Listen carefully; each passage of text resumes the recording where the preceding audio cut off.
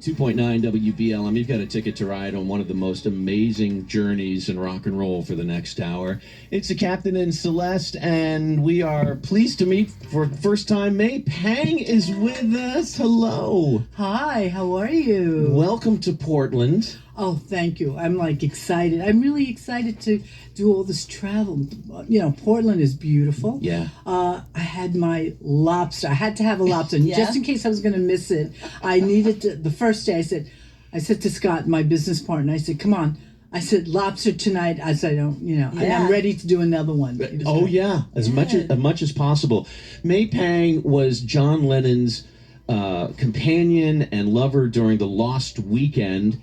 Lost Weekend, some would say that's what, 3, 4, 5 days at the most? Right, and it was, how long did that last? Oh, well, we lived together for, over a year and a half. And then, of course, our relationship spanned, both working and knowing and friendship and all that. It's 10 years to the month. Wow.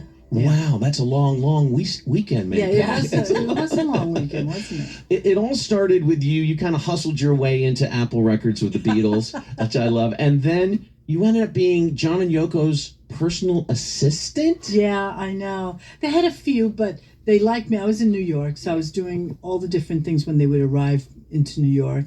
They needed somebody, and I somehow got picked. And, and it just kept going from there. That's amazing. And then when they move into Dakota, the office is right there. You're with them all day long? The whole thing was that before that, my office was somewhere else, which was fine, because there was a few of us running around. Yeah. Once they got to Dakota, I was summoned to come up there, and I'm going, oh, all right. And it was an amazing building, obviously. So I walked in. And my first impression was going through the door opens, and I see Yoko sitting on the floor because there was no furniture yet. They had just moved in. And she was on the phone. That's the most important thing, is getting that phone in. And then next thing you know, it was like, she looked at me, she goes, welcome, May. She goes, look, isn't this amazing? Look what I found. And I said, absolutely. And the original apartment, it is 11 rooms. And I know, right? That's a big apartment. Right, in New York City, I have one room, So, right. So it was 11 rooms. She goes, "Let me show you where you're going to be." And I said, "Oh, I guess I was moving. I had no idea, And I said, I'm moving out of that place down in on Broome Street now up to the Dakota, and I had a beautiful view, of course, of Central Park. Oh my God! But the thing was, this was actor, for anybody who's older would know, this actor, Robert Ryan, from the 50s, 40s actor. And this was his apartment. Wow. And when his wife died, he just said, I can't, he didn't want to be there. The memories were too intense for him. And so he rented it out. And John and Yoko ended up renting that apartment. It was just the most amazing thing to have. Amazing. I'm like, May is here all weekend long. It's a photo exhibit that will blow your mind called The Lost Weekend, Cove Street Arts. So come on down for First Friday Art Walk tonight and go on over to Cove Street and Bayside and see this incredible thing. And May will be, you're going to be there. Scott's going to be working you all weekend. Scott's going to work me all weekend. You don't understand. I'm chained to the chair. That is not, there's no place I'm going. Somebody says, the other day we were in Northampton, and the gallery owner says, I'm taking you out to lunch, and he almost had a heart attack. Scott. I mean, the look on his face was like, oh my God, you're going out to lunch? So and I looked at him and said, too bad. Exactly. Well, you're the star of the show. So you can come down and meet May, see her amazing things. As you were working with John and Yoko, one of the things you did was get wardrobes for videos and films, and the Beatles were so far ahead of their time with that kind of stuff. So you did the wardrobe, and we want to play the song from the film that you did. You want to set it up for us? I forgot what song. We'll do Imagine. Oh, it's the Imagine one, of course. No big deal. It's just Imagine. Which one is it? She's so cool. Well, you know what it is? There were so many things we were doing. If you look at it, and they were ahead of their time. They did their songs, and and it was vignettes to each of the songs. Yeah. And this was the first time, like, you would do what MTV back in the day, the videos, and they did it to film, and nobody had been doing that, and so they were doing it, and so it was really interesting. All right, May Pang is here. It's 102.9 WBLM. That's the only number one song John Lennon had as a solo artist. That's true. That was in his lifetime. Not saying that he didn't have other number ones. Right. Although somebody said, "Oh, he had 3," and I'm looking at it. I said, "Yeah, but they're not his. That's not his. Even though he wrote it or participated in it, that was not his. You know, he did Elton's. You know, and Lucy in the Sky. Yeah. That was one, and of course Bowie, Fame. That's right. And yet, but that's not John's. This Right. was John's. This was, he had a lot of, it's a great song. May Pang is with us. She was John's lover and companion during the Lost Weekend, worked with John for many, many years. You were in the studio for the making of the song we just played? Oh, yeah. Whatever gets you through the night. I mean, we had heard rumors because Elton was in town in New York, and he said, you know, might be coming by. And I said, oh, well, okay. So John said, it'd be great. Let him come by. And he came in and he said, oh, what are you guys working on? And, you know, John's saying, I'm thinking about certain things. He goes, well, let's hear a couple of things. And he played him Whatever Gets You Through the Night. And he says, I have an idea. Would you let me put something on? He says, absolutely. Sure, Elton John. Sure. Yeah, If you want okay. to. Go for it, buddy. And he did. And he heard it in one take. And he went on to the piano and he said, I have an idea. And he did that. It's so great. And then, of course, the story is Elton says it's going to be number one, and John says, Oh yeah. So, didn't think it when they were picking, when Capitol was picking all the songs, he said, "Oh, this one, they want this one," and John's going, "I'm not sure." We had like 4 or 5 different ones, and they finally settled on this one. He goes, "I'm not sure," and Elton said, "Well, listen, it becomes number one. You'll have to come on stage and sing with me." And John said, "Okay." And later on, It'll never happen. It'll never Right. happen. He just Sure. kept saying it'll never happen. And we went home. He said, I said, what if it does? He goes, we'll cross that bridge when it comes to it, you know. And of course, when it happened, and of course it was near Thanksgiving with the big show for him in Madison Square Garden. And Elton was kind. He said, it's just, you know, you don't really have to do it. And John said, no, a bet is a bet. I'm going to honor Aww. it. And what we did was we ended up going up with Elton on his private jet, which I had never done before, of course, all these little things. Right. We went on to see him in Boston up here because he wanted to see what the show looked like. Right. And so that he can get a feel. And we did that, and then we flew back to New York that night. And Did it? yeah. And John hadn't been on stage, I'm guessing, in a long time. Yeah, I mean, you know, I think the 1-to-1, which was in '72, but that was his show, and that was the last time Right. he really did anything. So this was now '74. God, what is the stories you have. May Pang is here. She's at Cove Street Arts all weekend long. You can meet her. You can talk to her. She'll tell you these stories, too. And you can see her amazing photographs of the Lost Weekend. Yeah, I'll be chained to the desk. Don't worry. John Lennon at Cove Street Arts. Make sure you do that. Not only did May Pang work on certain songs, she's also on one of the greatest John Lennon songs of all time. And I didn't know it was you till recently. I know. For Number 9 Dream. I know everybody, and when they see my movie, which I made, and you know, it's funny, I did this documentary mainly because there are so many mistruths out there, you know. And so I know a lot of people have come up and they've said, I didn't realize it was you. Yeah. And he goes, I knew what it was, you know, and they said, you know, even now, I'll tell you, remember Chad and Jeremy? I remember Jeremy Clyde said to me, he was walking out from a show and I had just seen him, and he turned around and he goes, I did not know it was you. Yeah, it's incredible. All right, listen carefully for May Pang. It's Number 9 Dream. It's WBLM. Maine's Classic Rock 102.9 WBLM. I'm the Walrus. May Pang is with us. What a pleasure to meet you and have you here today. Thank you so much. I'm having fun. I always like live radio. Right? Tightrope walk. May Pang was John Lennon's companion and lover and workmate and collaborator and confidant for many, many years, what we call the Lost Weekend. She's here this weekend at Cove Street Arts on East Bayside with a photography exhibit that you're going to love. May will be there. You can meet her. She is a lovely person. And we're kind of digging in today. So you're working with John Lennon and Yoko Ono. How does the romantic part happen? Oh, I know that's the part that everybody gets confused on, or they hear rumors. That's why I made the documentary, The Lost Weekend. a love story because everybody has now retold my story and it's not correct. You know, they were having problems. John and Yoko were really having their marital issues. And if you're working in that household, you could feel it. And it was not pleasant. But you have to ignore it because you're working for both of them. So it'd be like, he was walking in. He came in. He says, "May I need a keyboard or whatever, something?" And I said, "Great." He literally walked out the door, and she walks in. I'm thinking, "Oh, okay." And then she walked in. And she says, "Have you seen John?" And I was like, "Did you just miss him?" I mean, that's how quick it was. Wow. And they weren't really communicating. Clicking, yeah, they weren't, and it was really tough. So she came into my office one morning before my first cup of coffee, and I'm sitting there thinking, "Oh God, she's already giving me something to do," and I'm like not even ready.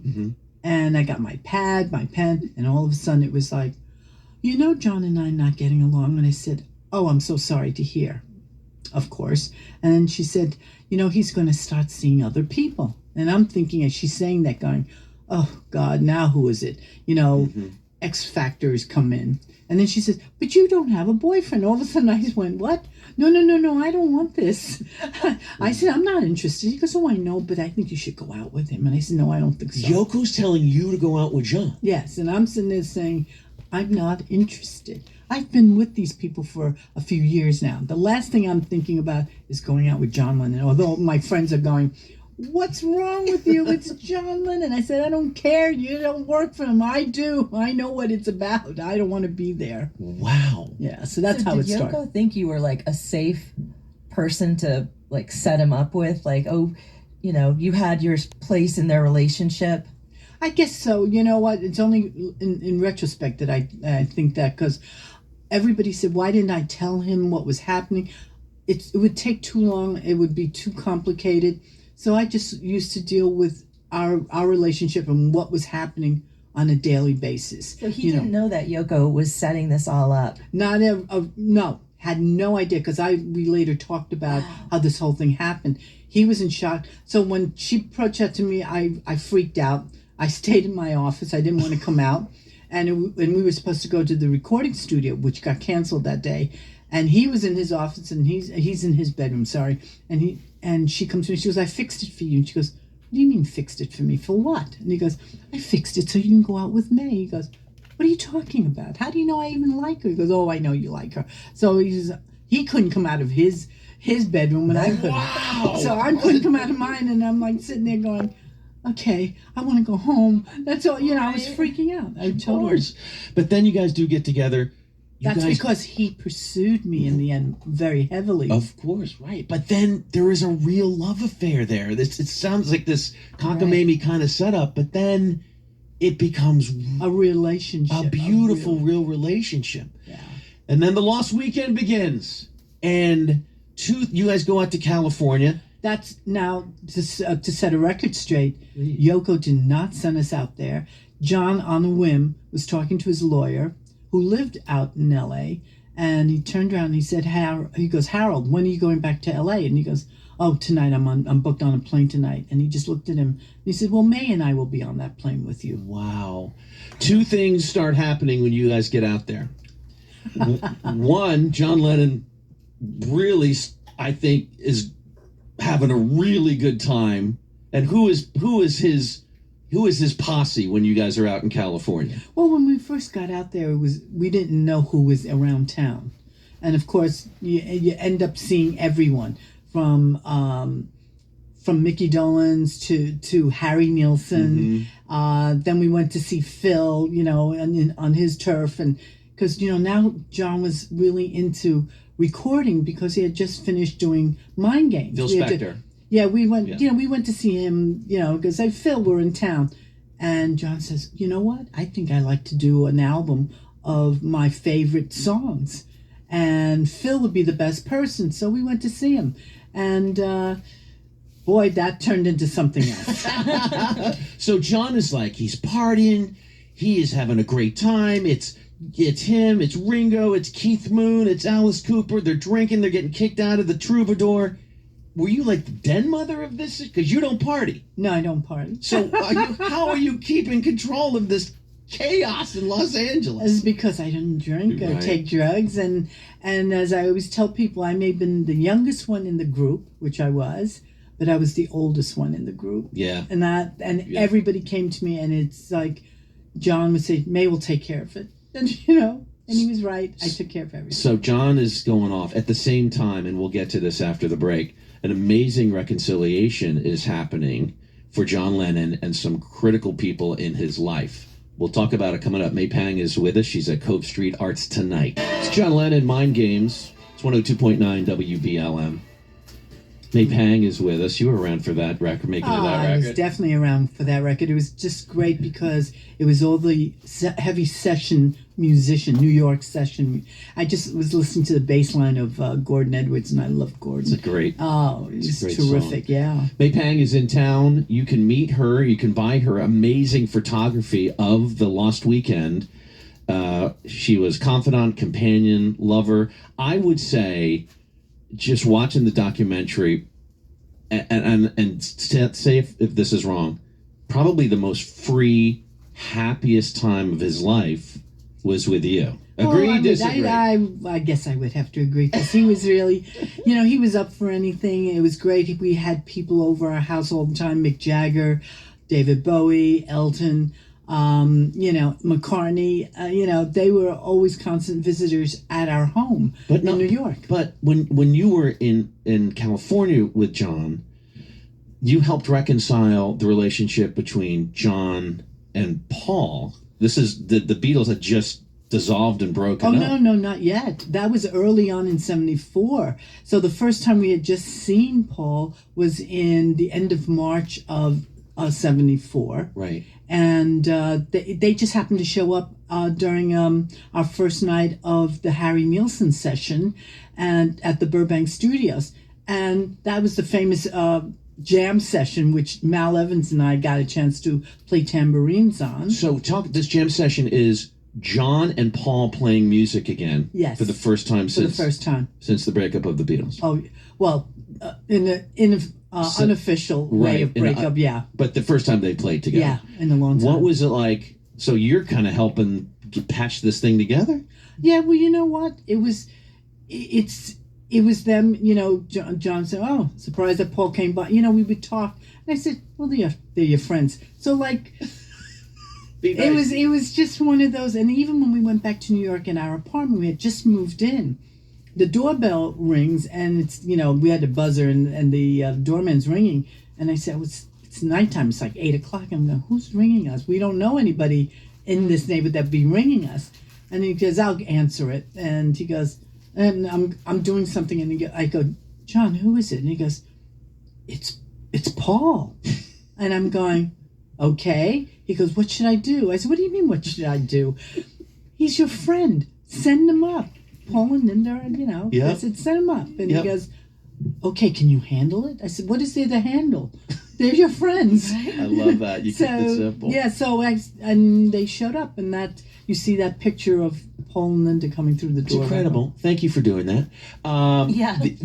The other thing that's amazing is, and maybe even more important, is that you help John get to know his very young son, Julian, who he had not spent a lot of time with, is not allowed a lot of access to. And Julian and John get to know each other thanks to you, May. Well, you know what? I know what it's like not to have your parent, especially a father. He needed a father. He needed a father figure. And so I thought, well, here's my chance to make sure that things go in that direction. And I also offered, made sure that Cynthia and John actually gave closure to their relationship, which they never got. Yeah, Cynthia's Julian's mom. Yeah. Right. And they never had that when they broke up. Because John went from her straight to Yoko? Yeah. Got it. And there was nothing in between. So he never saw her, and that was it. And so this was a time, whatever feelings that they were going to have, they can get it out. And it really made life a lot easier, which I thought for Julian. and especially we wanted to see him more often. I mean, Julian was over at our place in New York, and it was New York more often, whenever he could. Right. And what's your relationship with Julian Lennon now? Well, we still have a relationship. We talk to each other. I mean, his last album, he wrote to me and he said, "Do you have any pictures of me when I was younger?" And so that one photo of his album cover is from a series that when we were down in Disney World. Yeah. And so I took that. I think you're being humble because when you watch the documentary Lost Weekend, The Love Story, Julian speaks so wonderfully about you. It gives me goosebumps. And he loves you, and I think he's so thankful that you gave him his father.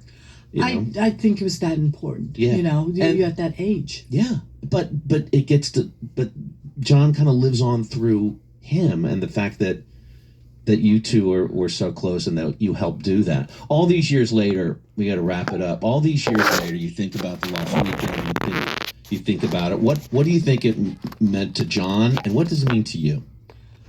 Well, the Lost Weekend, it was just, it's a time period that I could help facilitate and bring people closer, and relationships, and mend fences. And that's really, I'm happy that I could mend fences, work on records, that I always loved the music, and do all of that. Yeah. And so, a lot of people can watch the documentary so they can get a glimpse of the other side of me.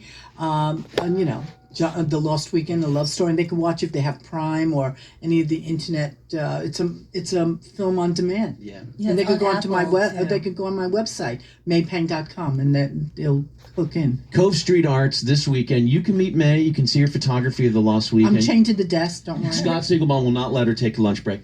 And the photography's for sale too. Yes. Yeah. Don't bring anything for May to sign. Yeah. She won't do that. Respect that, please. If you do buy something, she'll sign it. But don't bring a book or an album or something. Cove Street Arts all weekend, and she's lovely. Can't thank you enough for the time Thank today. you so much. Thank you for having me. I enjoyed it very much. I can't believe the time has gone by. I know, the hour flies by. So much. Come down, Cove Street Arts. May Pang, everybody, on WBLM. I Dig a Pygmy by Charles Horton. Join us for your passport to